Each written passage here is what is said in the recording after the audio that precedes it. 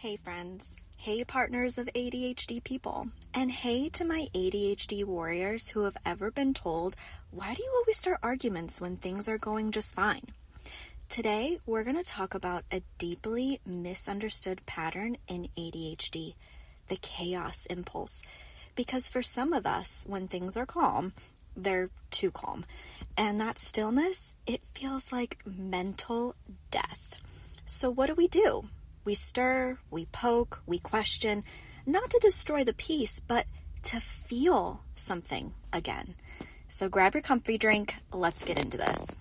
I'm going to start off by saying something that we all know. It's not rocket scientist. People with ADHD thrive on stimulation. When the world gets quiet, our brains don't. So we seek something, really anything, to shake up the system. That might look like picking a debate with your partner, asking direct questions that come off as confrontational, or bringing up topics that trigger emotional heat. To outsiders, it looks like you're trying to start a fight. You just want drama. Can't we just have one peaceful night? Let me ask, has any of you heard of this? Because I know I have. But to us, this is our mental stimulation. It's actually how we connect to you, and it's the way we feel engaged, because we do that through mental stimulation first, and that leads us to connection, and that leads us to intimacy.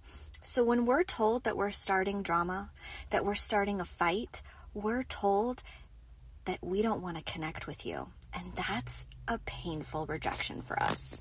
But before I get deeper, let's talk clinical for a second. There is a known overlap in children between ADHD and oppositional defiant disorder, or ODD. ODD kind of gets this bad rap for being about angry kids or like the rule breakers, but for many kids and later adults, it's actually about needing control in overstimulating environments. It's about needing stimulation in understimulating environments. So when we grow up, that pattern actually turns into emotional poking. Not to hurt someone, trust us, we don't want to hurt anybody, but to actually feel something. And we're often misunderstood, and we're mislabeled, and we're sadly shamed about it. So in a relationship, this can actually, I hate to say the word, but toxic, especially if your partner doesn't understand your wiring.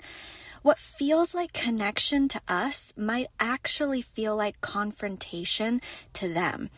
So you're not trying to fight, you're actually trying to connect. And that's something I want you to sit with for a second. So let me give you some examples. What do you think about this conversational topic? Ever said that to someone? What you're actually probably saying is, I want to explore your mind. So for all the people who's listening to this who have an ADHD partner, if I'm bringing up something emotional and heated, I want you to reframe that. I want you to think about your ADHD partner actually being curious about your brain and how you think about things. I'll give you another one. An example could be, why did you do it that way? That sounds confrontational. That sounds really defensive. But what the ADHD person is actually saying is, I'm genuinely curious about you. Even if it sounds super sharp, I want to know why you actually did that. Like, genuinely want to know so that I can connect and understand you better. Doesn't that reframe that confrontational statement right off the bat? I'll give you one more. Let's talk about something really important, or let's talk about something really big, or I have something I need to talk to you about. That can come off, and we're, as some people who don't have ADHD, your nervous system is probably through the roof. What do you mean we have something to talk about? What are we going to talk about? Now I'm anxiety ridden. But what your ADHD partner is actually trying to say to you is, I need more stimulation than surface level small talk.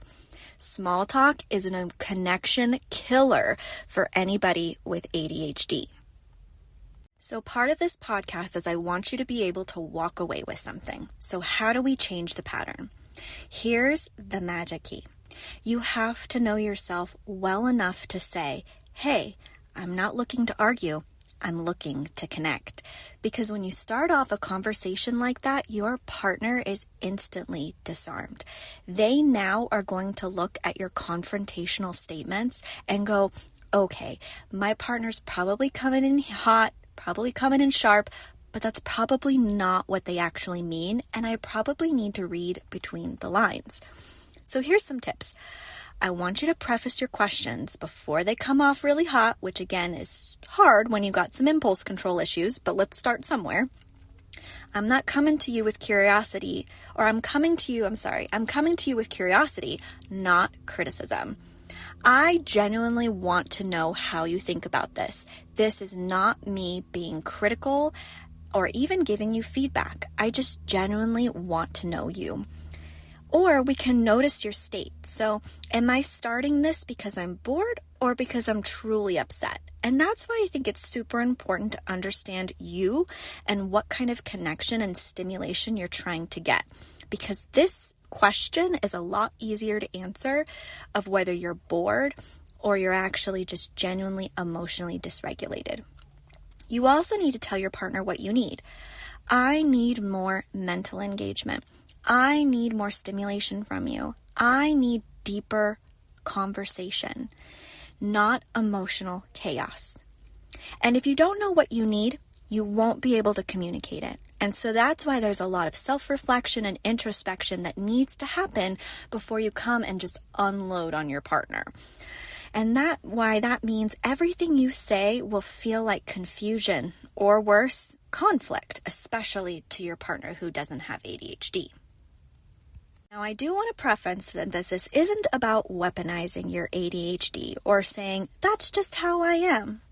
It's about understanding why you do what you do, so you can build a better relationship not only with yourself, but all the people in your life who you truly love and actually want to connect with. Your brain is wired for stimulation. We all know that. But it doesn't need to be wired for destruction. Learn the difference and own the narrative before others write one for you. You don't want to be labeled something that's way deeper than it actually is. You could be trying to connect with people, but people are perceiving you as someone that causes chaos and drama. And we don't want that label. We want connection and stimulation and deeper attachment and better relationships. So if you're still with me, thank you. And if you've ever been called intense, dramatic, chaotic, or too much, I want you to hear me loud and clear. You're not too much. You're just seeking connection in a brain that's wired for more. And once you know what, and once you know that, you can stop picking fights and really actually start picking yourself. If this episode resonated with you, please send it to somebody who needs to hear this message. And please share it with other people in your life. And go ahead and follow us on the handles attached to this episode. And I really want to thank you for joining us on Mindful Chatting.